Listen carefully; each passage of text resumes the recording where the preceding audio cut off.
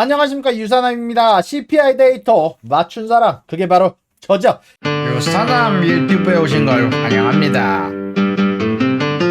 자, 일단 그래서 장난이고, 이번 CPI 데이터가 왜 잘 나왔고, 왜 이런 부분들이 시장에서 환호성을 질렀는지, 어떤 부분에서 잘 나왔고 어떤 부분에서 안 나왔는지, 그리고 여러분들이 가지고 있는 주식에 어떤 영향이 있는지까지 하나씩 짚고 넘어가 보도록 하겠습니다. 자, 일단 오늘 CPI 데이터 같은 경우는요, 시장에서 예상했던 것보다 아무도 맞추지 못할 정도로 다 대부분을 하회하는 지표가 나왔다고 얘기를 할 수 있을 것 같은데요. 일단 시장이 예상했던 것들을 한번 살펴보도록 하겠습니다. 일단 기관별 예상치를 봤을 때요, 코어 CPI를 맞춘 기관은 하나도 없었습니다. 코어 CPI의 제일 최저치가 0.3%였는데 그것보다 낮은 0.2%가 나왔고요. CPI 같은 경우도, 헤드라인 CPI 같은 경우도 맞춘 기관이 딱 두 기관, ANZ와 모건 스탠리 이 두 기관과밖에 없을 정도로 아무도 맞추지 못했던 이 CPI 지표였기 때문에 시장의 컨센서스보다 확연히 낮은 수치였다라고 말씀드릴 수 있을 것 같고, 그에 따라서 시장 같은 경우는 이 낮았던 코어 CPI의 환호성을 질렀다라고 얘기를 해드릴 수 있을 것 같은데, 하나씩 좀 짚고 디테일하게 넘어가 보도록 할 텐데요. 일단은요, CPI 내에서 음식 같은 경우는 예상보다 좀 높게 나왔습니다. 일단 우리가 디테일하게 CPI 정보를 봐야 되는 이유를 아셔야 되는데, 여러분들 이 CPI 내부에서도 여러분들이 예를 들어 항공주를 가지고 있을 수도 있고, 아니면은 뭐 여러분들이 운송회사를 주식으로 샀을 수도 있잖아요. 이제 원자재주를 샀을 수도 있고, 그 회사들의 현재 수요가 어떤지 알아볼 수 있는 지표가 바로 이 CPI 지표입니다. 그래서 여러분들 이걸 다 디테일하게 제가 알려드리도록 할게요. 자, 음식 같은 경우는요, 전체적으로 0.3% 상승을 했는데요. 일단 이런 부분들 관련해서 일단 집에서 먹는 음식이 약 0.3% 상승, 외식이 0.4% 상승했습니다. 여기 안에서도 풀 서비스를 받는 음식점, 한마디로 우리가 가는 뭐 맥도날드, 웬디스가 아니라 우리들이 뭐 레스토랑, 고급 레스토랑 같은 경우는 인건비가 포함이 되어 있기 때문에 아직까지 인건비가 내려오고 있지는 않아가지고 0.5% 상승을 했고요. 반대로 풀 서비스를 받는 게 아닌 맥도날드 같아서 조금씩 서비스를 받는 외식 같은 곳은 0.4% 상승하게 되면서 이 두 가지가 합쳐서도 외식 전체가 0.4% 상승이라고 말씀드릴 수 있을 것 같고요. 그리고 6개 음식 카테고리 중 4개가 상승했다라고 얘기가 나오고 있습니다. 고기, 가금류, 생선, 계란 등등 단백질이 포함된 것들이 약 0.7% 상승이 됐다라고 얘기가 나오고 있는데, 이거를 조금 다르게 얘기해 보면요, 사실 고기 가격들이, 도매 가격들이 이번 달에, 사실 저번 달에 좀 많이 떨어졌거든요. 근데 소매 가격은 올랐다라는 겁니다. 그 말 뜻은 얘기가 되는 게 뭐냐면, 전체적으로 다음 달에 고기 가격은 떨어질 가능성이 좀 높다라는 부분 좀 재미나게 지적을 해드릴 수 있을 것 같고요. 그리고 그중 소고기와 돼지고기의 가격 상승이 가장 엄청났다라고 얘기가 나오고 있습니다. 그리고 재미난 부분은 중국 쪽에서는 지금 돼지고기 가격의 하락이 가장 막을 수가 없을 정도로 미친 듯이 내려오고 있거든요. 그리고 이런 부분들이 중국이 디플레이션이 나오는데 가장 커다란 역할을 했는데, 반대로 미국 내에서는 돼지고기 가격이 크게 상승하고 있다는 것, 두 가격 사이에 좀 괴리가 있다는 점이 좀 재미나게 짚고 넘어갈 수 있는 부분인 것 같고요. 그리고 우유 등 기타 식품의 가격들은 0.3% 상승, 그리고 시리얼과 빵 가격은 말씀드렸다시피 최근 들어서 곡물 가격이 지지부진한 경우가 많았어요. 곡물들이 과생산되는 경우가 많았다 보니까 시리얼과 빵 가격은 0.2% 상승으로 그치는 결과가 나왔고요. 음료수 가격은 0.1% 하락에 마무리가 됐으며, 과일과 야채 가격은 말씀드렸던 것처럼 우리가 수확해야 되는 것들은 가격 변동이 별로 없이, 말씀드렸지만 공급 과잉이 조금 있었다라고 얘기를 해드리면서 식품 가격은 0.3%의 마무리를 지었습니다. 자, 그리고 에너지 가격이 좀 재미난데요. 에너지 가격이 이번 CPI가 낮게 나오는데, 사실 낮게 예상되는데 가장 커다란 역할을 했고 그대로 나왔다라고 말씀드릴 수 있을 것 같아요. 그리고 제가 말씀드린 대로 정확하게 에너지 가격은 휘발유와 중유는 하락하지만 천연가스와 전력지수는 상승하는 대로 제 예상대로 나왔다라고 말씀드릴 수 있을 것 같은데요. 특히 그중 천연가스 같은 경우는 말씀드렸지만 이 미국이 다시 좀 추워지고 있습니다. 미국이란 동네가 분명히 엘니뇨 현상으로 언제 추워질지 모르겠다라는 얘기 많았지만 저번 주부터 좀 추워지고 있는 부분들이 좀 있었거든요. 그런 부분들에 앞서서 천연 가격 지수도 그 전부터 좀 겨울에 대비하고 있는 부분들이 좀 나왔고, 전력 지수도 그에 따라서 같이 오르는 경향이 있었지만, 이 휘발유라는 것, 제가 말씀드렸지만 뉴저지에서는 7, 8% 가격 하락이 나왔습니다. 저번 달에 비해서. 그러다 보니까 계절성을 적용을 하더라도 휘발유 같은 가격은 5%가량 하락하게 되면서 에너지 혹은 CPI를 전체적으로 끌어내리는데 가장 커다란 역할을 하기도 했고요. 중유에 대한 가격도 0.8% 하락하게 되면서 에너지 자재는 전체적으로 하락에 머물게 됐습니다. 그리고 이번에 코어 CPI의 가장 중요한 주인공, 낮게 나오는데 가장 커다란 역할을 했던 주인공인 부분인 이 주거비, 제가 봤을 때는 이게 어떻게 보면은 시장의 예상이 아니면 기관들의 예상이 빗나가게 한 범인이다라고 말씀드릴 수 있을 것 같은데, 일단 저는 상승에 투표를 하긴 했지만 여기에서 호텔 숙박비가 이렇게 낮게 나올 거라고는 예상을 사실 못했어요.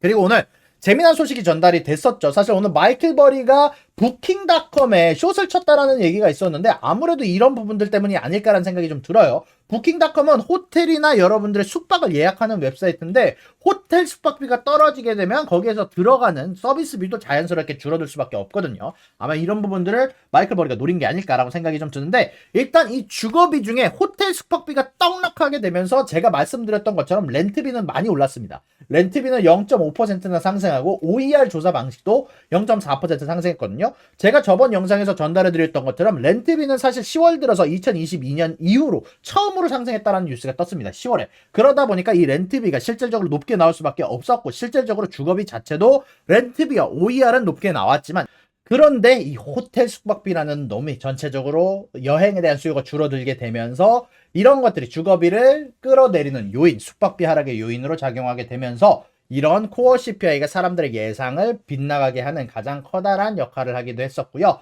그럼에도 불구하고 여전히 주거비라는 것 자체가, 사실 이 카테고리 자체가 전체 CPI의 거의 뭐 30%가량을 차지하고 있기 때문에 이런 부분들 관련해서 주거비 상승치가 여전히 코어 CPI가 0.2%라는 높게 나오는데 가장 커다란 기여를 하기도 했다라고 이번에 CPI 리포트에서 적혀 있기도 했습니다. 자, 그럼 이제는 여기서 넘어가서 기타 서비스 쪽을 알아봐야 되겠죠? 자, 그리고 기타 서비스 내에서는요, 좀 재미난 부분들이 관측이 됐습니다. 저번 달 같은 경우는 의료보험료가 크게 상승했다는 뉴스를 전달해 드렸었는데, 이번 달에는 의료보험이 아닌 자동차 보험료가 굉장히 크게 상승했다는 뉴스가 전달이 됐어요. 전체적으로 보험회사들이 마진율을 높여가고 있는데 의료보험, 그 다음에 자동차 보험 쪽으로 옮겨가고 있다는 점이 좀 재미나게 볼만한 부분인 것 같고요. 그리고 의료비도 0.3% 상승하고 병원 서비스비도 ISM 병원 지수에 나온 것처럼 약 처방료, 병원 서비스비, 의료비 이 세 가지 섹터에서 커다란 상승, 1.1% 병원비 서비스비 상승, 약 처방료 0.8% 상승, 이렇게 나오게 되면서 기타 서비스 비용 자체도 좀 낮게 측정되지는 않았던 것 같습니다. 다만 호재로 볼 만한 소식이 있어요. 의사 서비스 지수. 여러분들이 인건비, 병원에 갔을 때 사용되는 인건비가 내려가고 있다는 소식이 전달이 되고 있습니다. 사실 뭐 병원들의 파업이 좀 있었다 보니까 전체적으로 과연 의사들 연봉은 어떻게 돼가는지, 간호사들 연봉은 어떻게 돼가는지 조금 우려 섞인 시선이 있었는데, 이런 관련된 의사 서비스 지표 자체는, 인건비 자체는 조금 내려가고 있다라는 호재 섞인 소식이 전달이 되기도 했었고요. 자, 그리고 마지막으로 어떻게 보면 제조업 지수가 매달 떡락하게 되면서 많은 분들이 이번 굿즈 가격도 어떻게 될지 좀 궁금하신 분들이 많았던 것 같고, 저 같은 경우도 굿즈 가격이 중립에 가까운 지표가 나올 것 같아요. 왜냐면 제조업 지수가 안 좋아서라고 말씀드렸는데 그 말대로 그대로 나왔습니다. 굿즈 가격 같은 경우 마이너스 0.1%가 나왔는데, 일단 여기에서 가장 커다란 역할을 해줬던 건 역시 중고차 트럭 가격이죠. 파업이 진행됐음에도 불구하고 중고차 도매 가격과 소매 가격 양쪽 다 떨어지는 경향이 나오게 되게 되면서 전체적으로 자동차에 대한 수요가 떨어지게 되면서 이 중고차 트럭 가격이 0.8% 하락하게 되면서 커다란 영향을 주기도 했고요. 그리고 재미나게 볼 만한 부분은 비행기 티켓 가격이 0.9% 하락을 했습니다. 사실 요거는 두 가지 요인이 있어요. 말씀드렸지만 비행기에 대한 수요가 떨어져 가고 있습니다. 비행기 티켓 가격이 떨어지고 있다라고 제가 저번에 영상에서 언급해드리기도 했고, 유가가 떨어지게 되면서 이 두 가지 요인이 합쳐져서 굳이 비행기 회사가 마진을 줄이지 않더라도 수요가 적은데 굳이 비행기 티켓을 비싸게 팔 필요가 없잖아요. 그러다 보니까 사람들을 유치하기 위해서 비행기 티켓 가격을 내렸고, 그에 따라서 전체적인 이 비행기 티켓이라는 굿즈의 가격도 떨어지게 되는 경향이 나왔고, 통신비 자체도 인터넷 비용, 아니면 전화 비용 이런 부분들이 0.3%가량 하락하게 됐고, 그리고 재미나게 봤던 부분, 저는 파업이 진행이 돼가지고 신차 가격은 안 떨어질 줄 알았는데 신차들의 가격, 가구들의 가격 이런 애들도 0.1% 하락으로 마무리가 되었습니다. 자, 그 말 뜻은 뭐냐? 이 신차 관련해서 자동차 회사들이 손해를 보면서도 자동차 가격을 못 내렸다라는 소리예요. 지금 자동차 판매 섹터들은 전체적으로 지지부진한 현상, 아무래도 고금리 때문에 사려는 사람들이 줄어들었기 때문에 거기에 대해서 대응을 하기 어려운 상황이다. 아무리 파업을 했다라고 하더라도 아무래도 자동차 가격을 내리기 어려운 상황. 소매업자들 혹은 소매 판매자들 혹은 소비자들에게 떠넘기기 어려운 상황이다라는 게 사실 이번 어떻게 보면은 CPI 지수를 통해서 알 수 있는 부분들이 좀 생겼다라고 얘기를 해드릴 수 있을 것 같습니다. 그러고 나서 이렇게 모든 부분들을 리뷰를 해보니까 결국 제가 틀린 거는 3개였죠. 23개 중에 3개 틀리고 이번에 모든 기관들이 틀렸던 CPI와 코어 CPI를 맞췄다라는 점 개인적으로 너무 즐겁게 볼 만한 지표인 것 같고요. 여러분들의 일관이 있기에, 여러분들의 관심이 있기에 여러분들 이렇게 제가 재미나게 영상 만들고 정보 조사할 수 있는 거 아니겠습니까?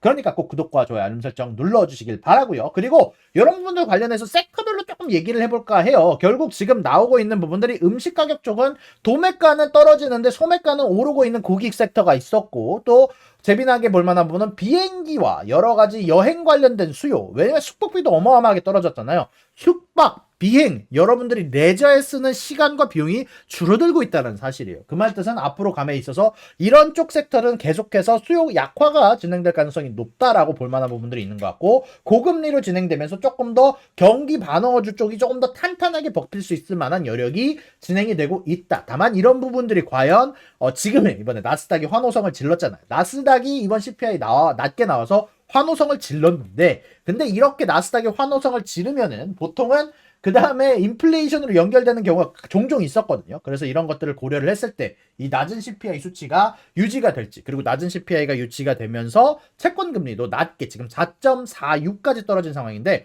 이게 왜 그러냐면 두 가지 이유가 있어요. 이번에 블룸버그에서도 이야기를 해드리긴 했지만, 블룸버그에서 얘기하기를 숏 커버링이 나왔다. 그리고 투자자들이 더 이상 연준이 금리 인상을 안 할 거다, 금리 인하를 곧 할 거다에 베팅을 하고 시작했다라고 얘기가 나오고 있는데, 저는 금리 인하가 빨리 나올 것 같지는 잘 모르겠어요. 결국 경기 침체가 없다면 금리 인하를 빨리 할 필요까지는 없거든요. 그러다 보니까 경제가 잘 버텨주고 이렇게 나스닥이 오르면은 굳이 그냥 연준은 금리 인하를 내년 후반기에 할 거 가능성이 높다라고 생각이 들고, 그리고 이런 소식 관련해서도 여러 가지 기관들 사이에서도 의견이 굉장히 분분합니다. 요거에 관련해서는 다음번에 시간이 났을 때 한 번 더 정리를 해드리는 게 좋을 것 같고요.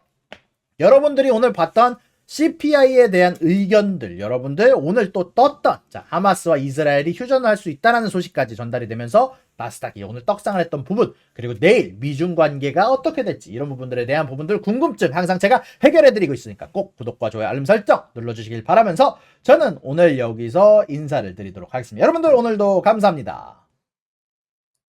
구독과 좋아요는 사랑입니다, 여러분. 유사남의 구독과 좋아요를 눌러주세요. 그리고 여기 있는 비디오도 여러분들을 위해 준비한 거니까 여러분들이 항상 살펴봐 주시면 감사하겠습니다.